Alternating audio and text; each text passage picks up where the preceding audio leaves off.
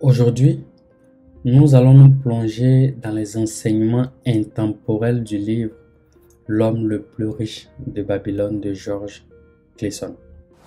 Alors Babylone, située dans l'ancienne Mésopotamie, était l'une des civilisations les plus avancées de l'Antiquité. Elle était célèbre pour ses réalisations architecturales, sa législation et bien sûr sa prospérité financière.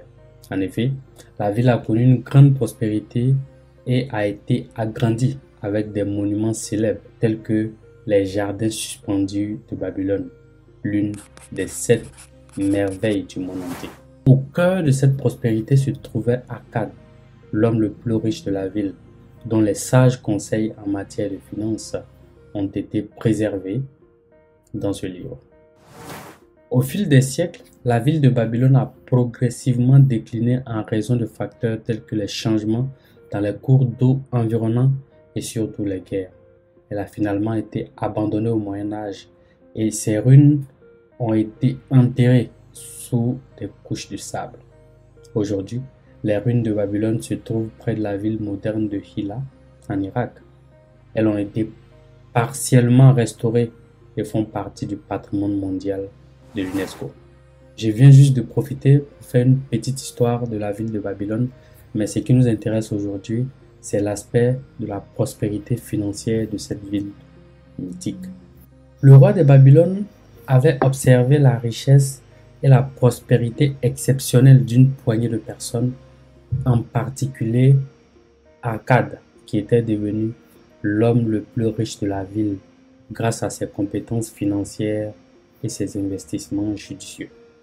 Le roi souhaitait que le reste de la population puisse également bénéficier de ses enseignements financiers. Il était conscient que la richesse d'Akkad ne découlait pas uniquement de la chance, mais plutôt d'une compréhension profonde des principes financiers. Le roi désirait donc partager ses connaissances avec son peuple pour améliorer la situation économique de la ville et, par le même fait, renforcer son pouvoir. Il a donc décidé de convoquer Akkad en envoyant un message spécial à sa résidence pour l'inviter à son palais. Lors de la rencontre, le roi a exposé son souhait de partager les enseignements d'Akkad avec le peuple de Babylone. Le roi, bien entendu, a reconnu qu'Akkad était un homme de sagesse en matière d'argent et qu'il était le mieux placé pour enseigner ses principes financiers essentiels pour la prospérité de sa population. En conséquence, le roi a demandé à Akkad de rédiger une série de tablettes d'argile détaillant ses principes financiers et ses leçons apprises au fil des ans. Ces tablettes, qui sont au cœur du livre, devaient être distribuées à tous les habitants de Babylone pour les éduquer sur la gestion de l'argent et les aider à atteindre la prospérité financière. Voici pour vous les 7 grandes règles qu'Akkad donc a données à la population de Babylone à l'époque.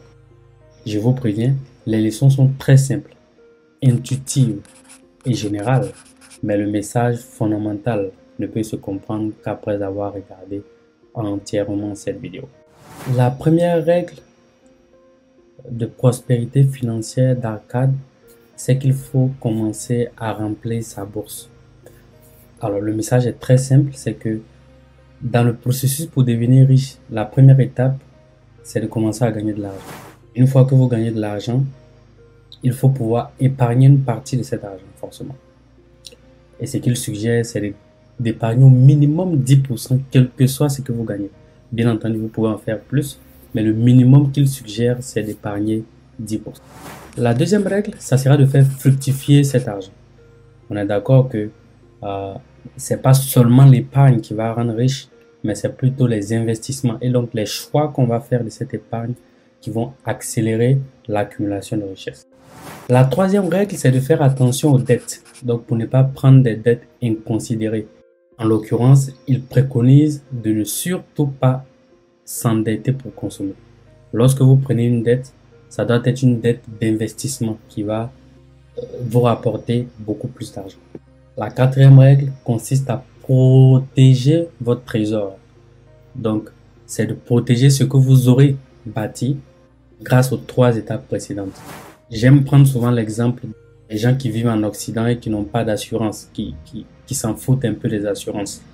Par exemple, le cas d'une assurance habitation, je pense que c'est très dangereux parce que si jamais un seul événement malheureux vous arrive, par exemple par mégarde, vous brûlez un immeuble, je vous assure que ça peut vous plonger pour toute votre vie.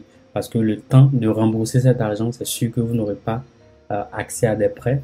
Et s'il faut travailler pour rembourser cet argent avant de commencer à travailler pour accumuler de la richesse, alors bienvenue les dégâts. Une façon de se protéger, c'est de prendre une petite assurance. C'est une façon, je pense, intelligente de bâtir sa richesse également, en se protégeant contre ce genre de risque. Ensuite, une fois que vous avez pu faire des investissements judicieux au départ, la 5e règle qu'ACAD donne, c'est qu'il faut penser également à des propriétés immobilières. Parce que les propriétés immobilières sont en fait des investissements moins risqués, assez stables et qui prennent beaucoup de valeur dans le temps. La 6e règle, c'est de penser au futur, donc de s'assurer un revenu même quand vous serez à la retraite.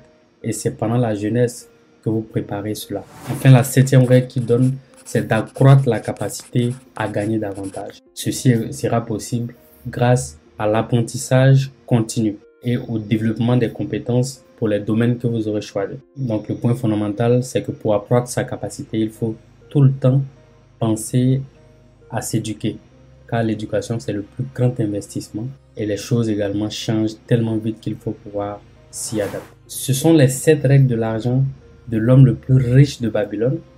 Ces principes qui sont intuitifs, bien que vieux de plusieurs milliers d'années, restent aussi pertinents dans le monde financier d'aujourd'hui. Alors, je suis d'accord, les principes qui sont donnés sont encore très généraux, mais on peut aller à l'intérieur de chacun des principes pour les expliquer de façon très détaillée. Bien entendu, les conseils financiers d'Arcade ont fait leur preuve, puisque la légende raconte que la richesse à Babylone, qui était concentrée entre les mains d'une poignée de personnes au départ, en raison justement d'un manque de connaissances financières, a commencé à se répartir de manière plus équitable à mesure que plus de gens ont appris à gérer leur argent de manière judicieuse. Cela me permet de faire une petite ouverture sur le sujet des inégalités économiques.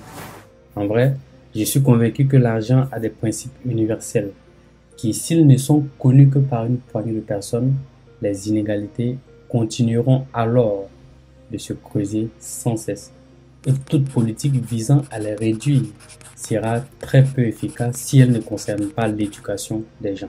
Parce qu'on peut prendre une situation où, même si on mettait tout le monde à compteur zéro, bien entendu, la chance peut sourire à certains, mais il y a des principes quand même qui feront qu'il y a une catégorie de personnes qui vont toujours s'en sortir financièrement. Éduquer les gens, c'est comme attaquer le problème à la racine au lieu de le traiter de surface. Alors, sur cette chaîne, je partagerai en tout cas au fur et à mesure ce que j'apprendrai sur l'argent. Et donc, si ça t'intéresse, abonne-toi et partage aussi cette vidéo pour agrandir la communauté. On se dit à la prochaine.